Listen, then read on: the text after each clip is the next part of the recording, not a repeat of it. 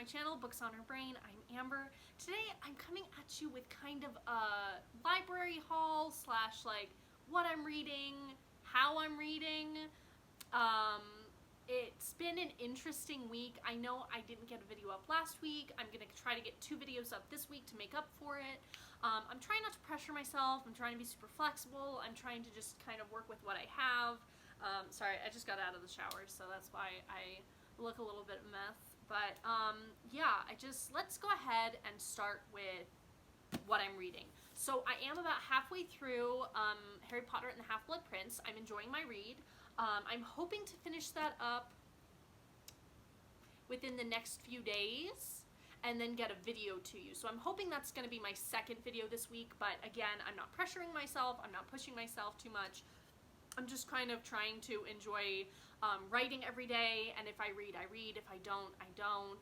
I'm not pressuring myself to read a certain amount every day. But I can tell you that most of my reading has been done in the bathtub. I've been enjoying like long hot baths just to relax in the evenings and to read, and I find that that's really helped my anxiety and my reading anxiety.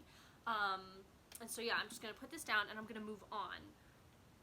So I wanted to talk about my anxiety a little bit, just a tiny bit. Sometimes when I get in a certain reading mood, and I am a mood reader, I am not a planned reader. I can't just like plan out my TBR and just do it. I very much read by, oh, I feel like reading this, oh, I feel like reading that. And so I've been kind of tackling this anxiety where I want to finish rereading the Harry Potter series before I read anything else, but at the same time, like, I have books coming in at the library that I wasn't sure how long they'd take, and so my brain and my anxiety are kind of like pushing me to read those and put Harry Potter aside, but like at the same time I still want to finish Harry Potter first, so it's just been a mess. That's why I've been having a really hard time really getting in the mood to read, and that's why I've been kind of just able to read, you know, in the bathtub. And it's frustrating, but I'm working with it. I'm kind of giving myself room.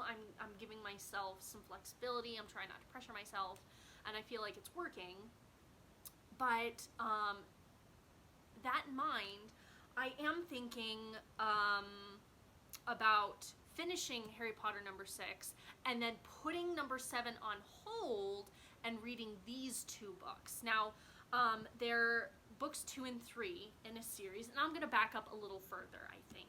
So one of my all-time favorite books, and I say all-time favorites, like I have so many all-time favorites, but one of my all-time favorite children's books is Surviving the Applewhites by Stephanie Tolan. And it's just super adorable, it's super heartwarming, it brings me back to North Carolina. You have characters who are, you know, preteens, teenagers, and they're kind of learning themselves, learning their boundaries, but also learning to like work together in family and what family means. And I love this. This is just so cute and heartwarming, and I reread it like every year. And I just recently found out that it's a series. Okay. But here's the thing.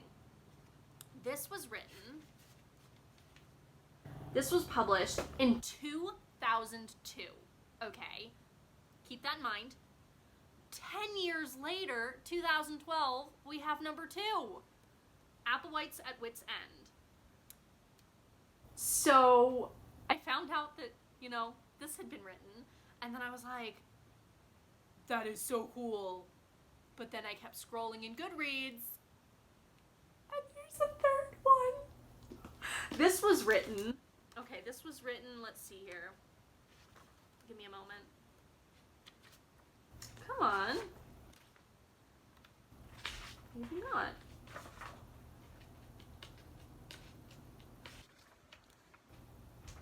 Why is this not giving me information? Oh, this was written in 2017. Okay. So, I'm so excited about this, guys. But here's the thing, friends. I loved the first one so much, and I know they're not matching covers. Just like, get over it, okay? These are library books, like, it's okay. But here's the thing. Okay, backing up, back to where I was. my anxiety is like, you loved the first one so much, what if this one's terrible? So I'm super excited to read it, but at the same time, I'm like super hesitant to read it because I don't want it to be bad. But at the same time, I'm like, but it's probably gonna be fantastic. So I don't know. I'm just like in this conundrum where I'm like, I want to read these like right now. But at the same time, like, I don't want to read them ever. Like, I just want to have them. Like, I'd have library copies because I didn't want to go out and just buy them. Because I didn't want... Because if I do end up not liking them, or I like them less and I still end up loving number 1 the most, then I'll just keep number 1 and pretend that, you know, these never happened. That's okay with me. I'm totally fine with that. But here's the thing, if I absolutely love them, guess what? I can go out and buy them. So that's kind of how I operate. I use my library to really rake in what I love, like figure out what I like, figure out my new favorites, figure out books that I will never touch with a 10-foot pole. And then, if I like it, I go out and buy it. That's how I work, that's how my budget works. And so yeah, so I don't know. This is just, I don't know what kind of video this is. I'm in a conundrum where I want to finish Harry Potter. I know I want to finish this. But I also want to put 7 on a break and read these. I don't know. I'm like, I don't know what reading is anymore. Like, I looked at my bookshelves. I have my favorites bookshelf in my bedroom, which is what I filmed in front of before with like all of my poetry and like some of my mass market paperbacks and then some of my other ones. Like, some of my all-time favorites are on that shelf. And I look at those and I'm just like, oh, I could read all of my favorite Jane Austen right now. Oh, I could reread Jurassic Park. Oh, I could reread Bridges of Madison County.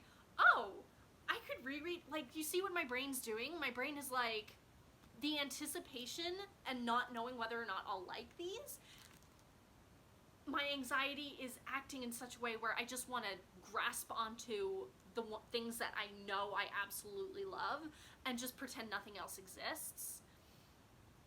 And that's hard. That's really, really hard place to be in for me right now because I really do want to explore and I want to find new things, but I also want to have new thoughts and new opinions and, you know, new analysis. So I don't know. I don't know what I'm doing. This video is all to say my reading is kind of in a place where I don't know what's going on and it doesn't know what's going on and we'll just see how it goes. So that was weird. But yeah, so like that's kind of all I really wanted to say. That's all I really wanted to talk about. Thanks for going on this journey with me, I guess you could call it. Thanks so much for listening to me rant and ramble and not know what I'm doing with my life. So thanks. Bye y'all. See you in the next video.